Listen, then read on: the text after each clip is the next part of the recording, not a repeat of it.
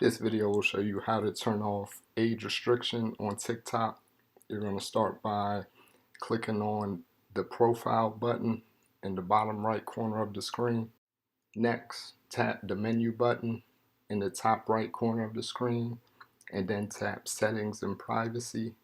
Next, tap Digital Wellbeing, and then tap Restricted Mode.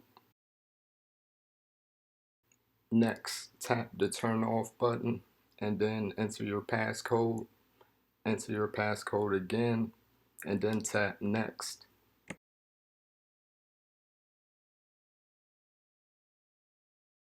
According to TikTok, if you'd like to limit content more quickly with a broader brushstroke, you can enable restricted mode. Restricted mode is an option at the account settings level that limits the appearance of content that may not be appropriate for all audiences.